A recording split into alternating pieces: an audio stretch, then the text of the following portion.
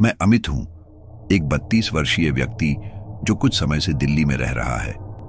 मेरी जिंदगी सामान्य थी, एक छोटी नौकरी, कुछ अच्छे दोस्त और एक रूम पार्टनर। लेकिन एक घटना ने मेरी पूरी जिंदगी को बदल कर रख दिया। यह घटना इतनी विचित्र और भयावह थी कि मैं इसे भूल नहीं सकता। यह बात करीब 3 महीने पहले की है। मेरे रूम पार्टनर सुमित को देर रात तेज बुखार हो गया। हम दोनों का घर एक लोकल मार्केट के पास था, जहां ज्यादातर दुकानें रात 10 बजे तक बंद हो जाती थी। लेकिन उस मार्केट के कोने पर एक फार्मेसी थी जो 24 घंटे खुली रहती थी। अमित, मुझे बहुत तेज बुखार है, प्लीज जाकर दवाई ले आ, सुमित ने मुझसे कहा। ठीक है, तू आराम कर, मैं अभी जाकर दवाई लेकर आता हूं, मैंने जवाब दिया। मैंने झट से अपनी जैकेट पहनी और फार्मेसी की तरफ चल दिया। रात के करीब 12 बज रहे थे। सड़कें सुनसान थीं और एक अजीब सा सन्नाटा हर तरफ फैला हुआ था। मैं फार्मेसी के पास पहुंचा और देखा कि दुकान खुली थी। दुकान में एक बूढ़ा व्यक्ति बैठा था। उसकी उम्र लगभग 65 से 70 साल रही होगी। आंखों में एक अजीब सा ठहराव था, जैसे वो किसी गहरी सोच में डूबा हो। भाई साहब, बुखार की दवाई चाहिए, मैंने कहा। उसने बिना कुछ बोले मुझे देखा और धीरे धीरे उठा। वो अंदर गया और एक पट्टी में 2 गोलियां लेकर आया। ये लो, उसने दवाइयां काउंटर पर रखते हुए कहा। कितने पैसे हुए, मैंने पूछा। 30 रुपए, उसने ठंडे स्वर में कहा। मैंने पैसे दिए और दवाई लेकर घर लौट आया। जब मैंने सुमित को दवाइयां दी तो उसने पूछा, दुकानदार अजीब तो नहीं लगा? हाँ, थोड़ा अलग था। क्यों पूछ रहा है, मैंने हैरानी से पूछा। मुझे नहीं पता, लेकिन मैंने उस फार्मेसी के बारे में सुना है। लोग कहते हैं कि वहां कुछ सही नहीं है। अरे बकवास है, ये सब अफवाहें होंगी, मैंने हंसते हुए कहा। लेकिन अगले ही दिन से अजीब चीजें शुरू हो गईं। सुमित ने बताया कि उसे रात में किसी के कदमों की आवाज सुनाई दी थी, जो हमारे कमरे के बाहर आकर रुक गई थी। मैंने इसे उसकी तबीयत का असर समझकर टाल दिया, लेकिन उसी रात मुझे खुद भी कुछ अजीब महसूस हुआ। रात करीब 2 बजे मैं बिस्तर पर लेटा हुआ था जब मैंने दरवाजे के पास धीमी धीमी फुसफुसाहट सुनी। ऐसा लगा जैसे कोई बाहर खड़ा होकर बात कर रहा हो। मैंने उठकर देखा, लेकिन वहां कोई नहीं था। अगले दिन सुमित की तबीयत और बिगड़ गई। मैंने फैसला किया कि मुझे उसी फार्मेसी पर फिर से जाना होगा। जब मैं वहां पहुंचा तो माहौल पहले जैसा ही था, सुनसान और सन्नाटे से भरा। लेकिन इस बार मुझे कुछ और भी अजीब लगा। फार्मेसी के अंदर से एक हल्की सी सड़ी हुई गंध आ रही थी। भाई साहब, खांसी की दवाई चाहिए, मैंने कहा। दुकानदार ने मुझे घूरते हुए देखा। उसकी आंखों में वही अजीब ठहराव था। क्या तुम्हें दवाई की जरूरत है या तुम्हें सच्चाई जाननी है, उसने अचानक पूछा। यह सवाल सुनकर मेरे रोंगटे खड़े हो गए। क्या मतलब, मैंने घबराते हुए पूछा। इस फार्मेसी में जो दिखता है वो सच नहीं है, उसने कहा और फिर चुप हो गया। उसकी बातों का मतलब समझ पाता इससे पहले ही उसने मुझे दवाई दी और काउंटर पर रख दी। मैंने पैसे दिए और वहां से निकलने ही वाला था कि अचानक मेरे कानों में किसी के चीखने की आवाज आई। मैंने मुड़कर देखा, लेकिन फार्मेसी के अंदर सिर्फ वही बूढ़ा व्यक्ति था। क्या आपने कुछ सुना, मैंने पूछा। नहीं, यहां कुछ नहीं होता, उसने ठंडे स्वर में कहा। मैंने घर आकर सुमित को सब बताया। उसने कहा, तुझे पता है, इस फार्मेसी के बारे में लोगों का कहना है कि जो वहां से दवाई लेता है उसके साथ कुछ न कुछ गलत जरूर होता है। मुझे सुमित की बातों पर यकीन नहीं हुआ, लेकिन अगले कुछ दिनों में जो हुआ उसने मुझे अंदर तक हिला दिया। सुमित की तबीयत सुधरने की बजाय और बिगड़ने लगी। और फिर एक रात जब मैं सो रहा था, मैंने उसके कमरे से जोर की चीख सुनी। जब मैं वहां पहुंचा तो मैंने देखा कि सुमित बिस्तर पर नहीं था। कमरे में अजीब सी ठंडक थी और दीवारों पर खून से बने अजीबोगरीब निशान थे। सुमित के अचानक गायब होने से मैं पूरी तरह से हिल चुका था।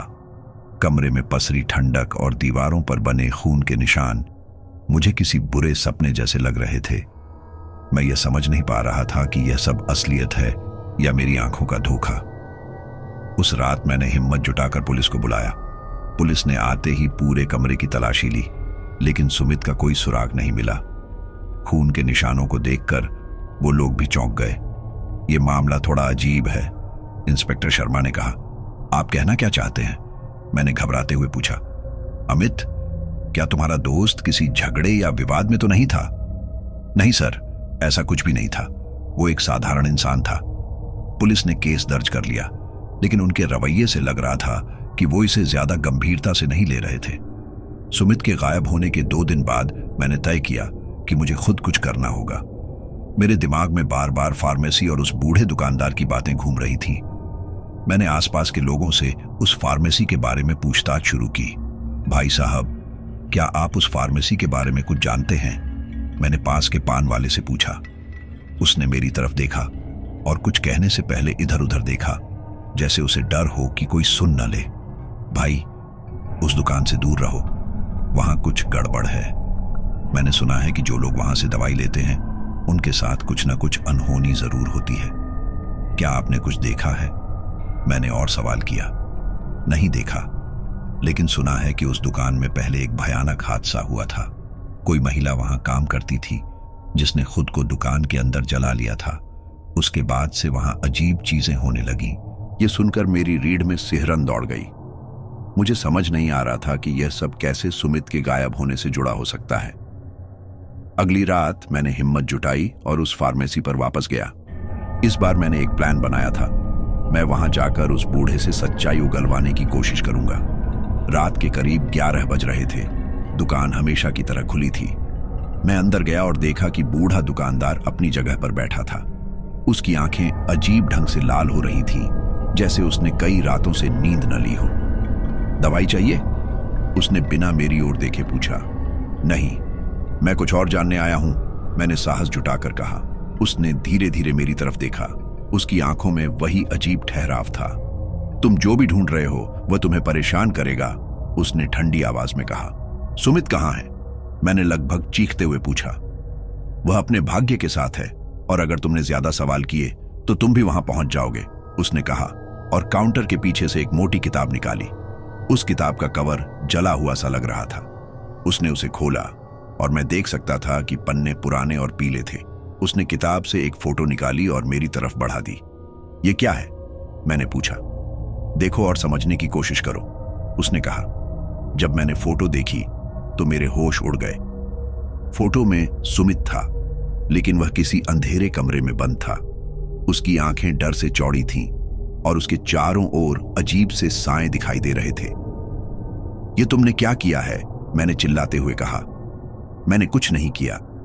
ये जगह उन्हें खींचती है जो कमजोर होते हैं, और अब तुम भी इसकी जद में आ चुके हो, उसने ठंडे स्वर में कहा। मैंने घबराकर दुकान से बाहर भागने की कोशिश की, लेकिन जैसे ही मैं दरवाजे की तरफ बढ़ा, उसने कहा, तुम यहां से जाओगे, लेकिन तुम्हें सच्चाई से कोई नहीं बचा सकता। उस रात मैं घर तो लौट आया, लेकिन मुझे नींद नहीं आई। मैंने सोचा, क्या सुमित को बचाया जा सकता है?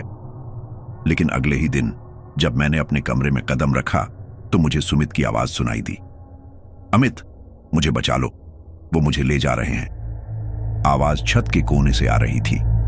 मैंने जैसे ही ऊपर देखा, मुझे वहां सुमित का चेहरा दिखाई दिया। उसकी आंखें सुर्ख लाल थीं और वह दर्द में चिल्ला रहा था।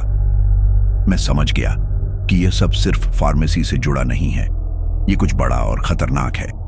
मैंने उस बूढ़े दुकानदार को रोकने का फैसला किया, लेकिन क्या मैं सुमित को बचा पाऊंगा या यह रहस्य मुझे भी निगल जाएगा? उस रात सुमित की चीखती हुई परछाई देखने के बाद मेरी हालत खराब हो चुकी थी। मुझे समझ नहीं आ रहा था कि यह सब मेरे साथ हो क्या रहा है। फार्मेसी और वहां का बूढ़ा दुकानदार इन सब के केंद्र में थे। अगर मैं सुमित को बचाना चाहता था तो मुझे वहीं से जवाब तलाशने होंगे। अगली रात मैं फिर सो नहीं पाया। हर थोड़ी देर में मुझे सुमित की आवाजें सुनाई देती, कभी मदद की गुहार तो कभी डरावनी चीखें। अमित, मत रुको, जल्दी करो। उसकी आवाज बार बार मेरे कानों में गूंज रही थी। मैंने ठान लिया कि अब मैं फार्मेसी जाकर उस बूढ़े से सच्चाई उगलवा कर ही रहूंगा। रात के 11 बज चुके थे। मैं डर और गुस्से से भरा हुआ सीधा फार्मेसी पर पहुंचा। सड़कें सुनसान थीं और हवा में अजीब सी ठंडक थी। फार्मेसी का दरवाजा खुला था, लेकिन इस बार अंदर कोई भी नहीं था। मैंने काउंटर के पीछे झांका। वहां सिर्फ वही पुरानी किताब पड़ी हुई थी। आसपास का माहौल इतना भारी लग रहा था कि मेरी सांसें तेज हो गईं। कहाँ हो तुम? बाहर आओ, मैंने चिल्लाकर कहा। तभी दुकान के कोने से वही बूढ़ा दुकानदार बाहर आया। उसकी चाल इस बार पहले से भी धीमी और खतरनाक लग रही थी। उसकी आंखों में एक गहरी चमक थी जो इस बार मुझे भीतर तक डराने लगी। तुम फिर आ गए? उसने पूछा। तुमने सुमित के साथ क्या किया? सच सच बताओ, मैंने गुस्से में कहा। तुम्हारे दोस्त को बचाने के लिए तुम्हें खुद को खोना पड़ेगा। क्या तुम तैयार हो? उसकी बात सुनकर मेरे रोंगटे खड़े हो गए। क्या मतलब है तुम्हारा? मैंने घबराते हुए पूछा। यह फार्मेसी एक साधारण दुकान नहीं है। यह एक दरवाजा है, एक ऐसी जगह का जहां आत्माएं कैद की जाती है। जो लोग यहां आते हैं वो उस दरवाजे का हिस्सा बन जाते हैं। तुम्हारे दोस्त ने उस दरवाजे को पार कर लिया है। उसे वापस लाने के लिए तुम्हें खुद वहां जाना होगा। तुम ये सब क्यों कर रहे हो?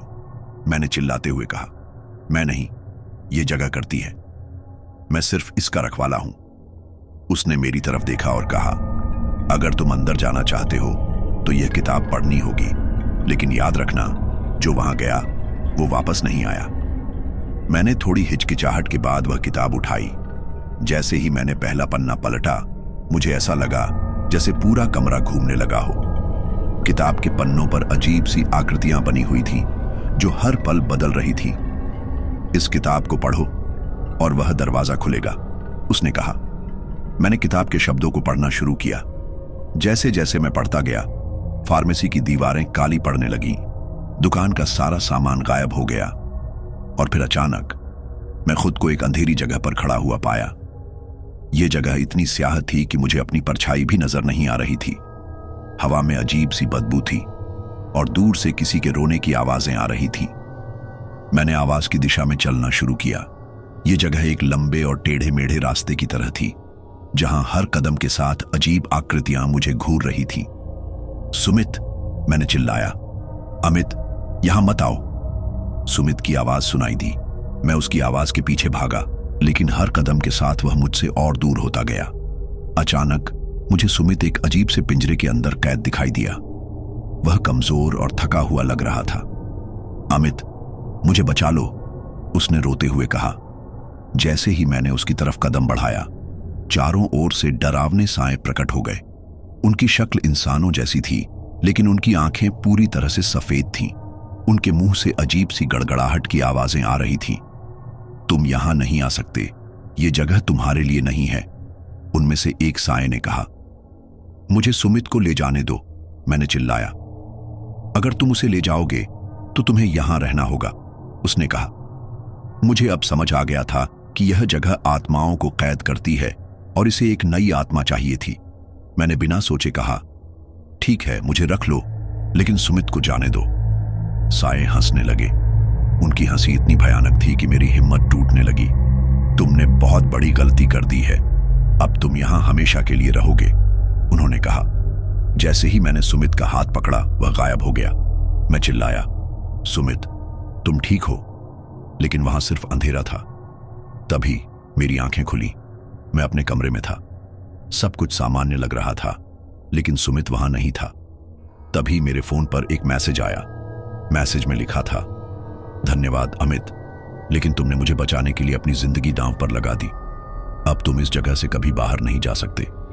उसके बाद मुझे एक परछाई कमरे के कोने में खड़ी दिखाई दी। वह मेरी ओर बढ़ रही थी। सुमित को बचाने के बदले मैंने जो सौदा किया था, उसकी कीमत अब मुझे चुकानी थी। वह परछाई मेरे सामने बढ़ रही थी। कमरे में हवा अचानक ठंडी और भारी हो गई। मेरी सांसें तेज हो रही थीं और दिल की धड़कनें इतनी तेज थीं कि मुझे अपनी छाती फटती हुई महसूस हो रही थी। वह परछाई धीरे धीरे मेरे करीब आ रही थी। जैसे ही वह मुझसे महज कुछ कदम की दूरी पर थी, उसने एक भयानक शक्ल ले ली। वह मेरे ही चेहरे की परछाई थी, लेकिन उसकी आंखें गहरी और काली थीं। तुमने अपनी आत्मा इस जगह को सौंप दी है, वह भयानक आवाज में बोली। अब तुम इस नर्क के द्वार का हिस्सा हो। मैंने कांपती हुई आवाज में पूछा, तुम कौन हो और मुझे क्यों मारना चाहते हो? मैं तुम्हारा ही अक्स हूं, वह हिस्सा जिसे तुमने अब तक अनदेखा किया, और यह जगह अब तुम्हारी सच्चाई है। मैंने खुद को समझाने की कोशिश की कि यह सब एक बुरा सपना है, लेकिन जैसे ही मैं दरवाजे की ओर भागा, वह परछाई दीवार पर फैल गई और अचानक पूरे कमरे में फैलकर मुझे रोकने लगी। यहां से भागने की कोशिश मत करो, उसने चीखते हुए कहा। मैंने हिम्मत जुटाकर पलटवार करने का सोचा। मुझे याद आया कि बूढ़े दुकानदार ने किताब के बारे में कुछ कहा था, लेकिन वह किताब कहां थी। मैंने अगले ही पल खुद को फिर से फार्मेसी के अंदर पाया। यह जगह अब पहले से भी डरावनी लग रही थी। दीवारों पर खून के धब्बे थे और हवा में अजीब सी सड़ांध फैली हुई थी। तुम यहां वापस क्यों आए हो? बूढ़ा दुकानदार फिर से मेरे सामने खड़ा हो गया। मुझे इस सब से बाहर निकलना है। मुझे बताओ कि मुझे क्या करना होगा। मैंने गुस्से और डर के बीच पूछा। उसने मुझे घूरते हुए कहा, अगर तुम इस जगह से बाहर निकलना चाहते हो तो तुम्हें सबसे गहरे डर का सामना करना होगा। लेकिन याद रखना, हर कदम के साथ यह जगह तुम्हारी आत्मा का एक हिस्सा छीनती जाएगी। दुकानदार ने दुकान के कोने में एक दरवाजे की ओर इशारा किया। वह दरवाजा पहले कभी वहां नहीं था। दरवाजे पर अजीब सी आकृतियां बनी हुई थीं, जो हर पल बदल रही थीं। यह दरवाजा उस दुनिया का है जहां तुम्हारे सवालों के जवाब हैं। लेकिन अगर तुम वापस लौटना चाहते हो तो तुम्हें अपनी आत्मा का एक हिस्सा छोड़ना होगा। मेरे पास कोई और चारा नहीं था। मैंने हिम्मत जुटाकर दरवाजे की ओर कदम बढ़ाए। जैसे ही मैंने दरवाजे को खोला, मुझे ऐसा महसूस हुआ जैसे किसी ने मेरी छाती से सारी ऊर्जा खींच ली हो। दरवाजे के दूसरी ओर एक अजीब और डरावनी दुनिया थी। हर तरफ धुंध थी और जमीन पर काले रंग की गीली मिट्टी। हवा में भयानक सन्नाटा था और दूर दूर तक कोई इंसानी हलचल नहीं थी। तभी मुझे सुमित की आवाज सुनाई दी। अमित, जल्दी करो, मुझे यहां से निकालो। उसकी आवाज सुनते ही मैंने दौड़ना शुरू कर दिया। यह रास्ता सीधा नहीं था, बल्कि हर कदम पर मुझे ऐसा महसूस हो रहा था जैसे कोई मुझे पीछे खींच रहा हो। मैं सुमित की ओर बढ़ रहा था, लेकिन जैसे ही मैं उसके करीब पहुंचा, मैंने देखा कि वह एक जंजीरों से बंधा हुआ था। जंजीरों पर अजीब सी आकृतियां थीं और उनमें से खून टपक रहा था। तुम यहां क्यों आए अमित? मैंने तुम्हें मना किया था, सुमित ने रोते हुए कहा। तुम्हें बचाने के लिए मैं तुम्हें इस जगह नहीं छोड़ सकता। मैंने कहा, यह जगह हमें छोड़ने नहीं देगी, सुमित ने कमजोर आवाज में कहा। तभी हवा में वही डरावने साए प्रकट होने लगे। उनकी आंखें सफेद थीं और वे सीधा मेरी ओर बढ़ रहे थे। तुमने हमारे नियम तोड़े हैं, अब तुम भी हमारी तरह इस जगह का हिस्सा बनोगे, उन्होंने कहा। मैंने सुमित को जंजीरों से आजाद करने की कोशिश की। तभी मैंने देखा कि जंजीरों पर वही अजीब सी किताब का निशान था। यह किताब ही इसका जवाब है, मैंने खुद से कहा। मैंने किताब के पन्नों को जोर से पढ़ना शुरू किया। जैसे जैसे मैं पढ़ता गया, वह जगह धीरे धीरे कांपने लगी। अचानक साए चिल्लाने लगे और धुंध गायब होने लगी। लेकिन तभी बूढ़ा दुकानदार फिर से प्रकट हुआ। तुमने यह सब करने की हिम्मत की, लेकिन इसका अंजाम भुगतने के लिए तैयार रहो। अब यह जगह तुम्हारी है। जैसे ही सुमित की जंजीरें टूटी, मुझे अचानक खिंचाव महसूस हुआ। मेरी आत्मा को उस दरवाजे ने जकड़ लिया। सुमित गायब हो गया और मैं खुद को फार्मेसी के अंदर बंद पाया। आज भी अगर आप उस फार्मेसी से गुजरें तो अंदर से कोई आपको बुलाएगा। वह आवाज मेरी होगी। जिस फार्मेसी में मैं अब बंद था, वह किसी और ही दुनिया का हिस्सा बन चुकी थी। दीवारें जिंदा लग रही थीं, जैसे वे मेरी हर हरकत को देख रही हों। दुकान में रखी हर चीज अपनी जगह से हटकर मुझे घूर रही थी। मेरी सांसें भारी हो गई थीं और हर कोने से वही डरावनी आवाजें आ रही थीं। तुम यहां से कभी नहीं जा सकते अमित। यह आवाज उस बूढ़े दुकानदार की थी, लेकिन अब उसमें एक नई भयावहता थी। मैंने चारों तरफ देखा। सुमित अब कहीं नहीं था। उसने मुझे यहां फंसाकर खुद को बचा लिया था। तो क्या यह सब एक धोखा था? मैंने खुद से बुदबुदाया। मुझे धीरे धीरे समझ आ रहा था कि सुमित ने जानबूझकर मुझे इस फार्मेसी में बुलाया था। शायद यह जगह उसकी आत्मा को आजाद करने का एक तरीका थी। लेकिन यह जानना भी मेरे लिए राहत नहीं था, क्योंकि अब मैं इस जाल में फंस चुका था। तुमने सुमित को बचाने की कोशिश की, लेकिन अब तुम्हें इसका अंजाम भुगतना होगा। बूढ़ा दुकानदार मेरे सामने प्रकट हुआ। उसकी आंखें अब पूरी तरह से सफेद थीं और उसके चेहरे पर एक भयानक हंसी थी। तुमने अपनी आत्मा को यहां छोड़ने का फैसला कर लिया है। अब यह फार्मेसी तुम्हारी होगी। नहीं, मुझे यहां से निकलना है, मैंने चिल्लाकर कहा। तुम निकल सकते हो, लेकिन इसके लिए तुम्हें अपने सबसे बड़े डर का सामना करना होगा, उसने कहा। अचानक फार्मेसी की दीवारें पिघलने लगीं और मैं एक अजीब सी जगह पर पहुंच गया। यह जगह एक विशाल जंगल जैसा था, जहां पेड़ इंसानों की तरह हिल रहे थे।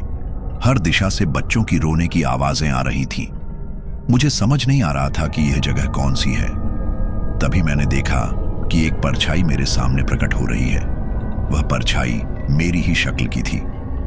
तुम्हारा सबसे बड़ा डर यही है, तुम्हें खुद से भागने की कोशिश नहीं करनी चाहिए थी। अब यह जगह तुम्हें तुम्हारी सच्चाई दिखाएगी, परछाई ने कहा। मुझे अचानक अपने बचपन के कुछ दृश्य याद आने लगे। मैं एक छोटे कमरे में था, जहां मेरा परिवार था। मेरे माता पिता आपस में लड़ रहे थे। उनकी चीखें मुझे आज भी याद थीं। तभी मुझे समझ आया कि यह वही जगह थी जहां मेरे माता पिता का निधन हुआ था। यह सारा दृश्य फिर से मेरी आंखों के सामने आ रहा था। तुम अपने अतीत से भागते रहे, लेकिन यह जगह तुम्हें हर उस चीज से सामना कराएगी जिससे तुम डरते हो, परछाई ने कहा। मैंने हिम्मत जुटाकर परछाई से पूछा, यह जगह आखिर क्या है? यह फार्मेसी क्यों इतनी डरावनी है? परछाई ने ठंडी आवाज में कहा, यह जगह उन लोगों की आत्माओं का अड्डा है जो अपने डर को स्वीकार नहीं कर पाते। बूढ़ा दुकानदार बस एक साधन है, असली खेल तुम्हारे डर का है। अगर तुम इसे स्वीकार नहीं करोगे तो यह फार्मेसी तुम्हें हमेशा के लिए निगल लेगी। अब मुझे एक फैसला करना था, या तो मैं अपने डर का सामना करता या फिर हमेशा के लिए इस जगह का हिस्सा बन जाता। मैंने अपने अंदर की सारी हिम्मत जुटाई और परछाई की ओर बढ़ा। मैं अपने डर से नहीं भागूंगा, मैं इसे स्वीकार करता हूं। जैसे ही मैंने यह कहा, चारों तरफ अंधेरा छा गया। हवा में एक भयानक सन्नाटा था और फिर सब कुछ शांत हो गया। जब मेरी आंखें खुली तो मैं उसी फार्मेसी के बाहर था। दुकान अब बंद थी और वहां एक ताला लगा हुआ था। मुझे लगा कि मैं बच गया हूं, लेकिन जैसे ही मैं मुड़ा, मुझे अपनी परछाई दिखी। मेरी परछाई अब अलग थी। उसकी आंखें सफेद थीं और वह मुझे घूर रही थी। तुम यहां से जा सकते हो, लेकिन यह जगह हमेशा तुम्हारे अंदर रहेगी। एक गहरी आवाज मेरे कानों में गूंज उठी। मैंने धीरे धीरे फार्मेसी से दूरी बनानी शुरू की, लेकिन आज भी जब मैं अंधेरे में अकेला होता हूं तो मुझे वही सफेद आंखें घूरती हुई महसूस होती हैं। यह कहानी सिर्फ एक दुकान की नहीं, बल्कि उस डर की है जो हमारे अंदर छिपा होता है।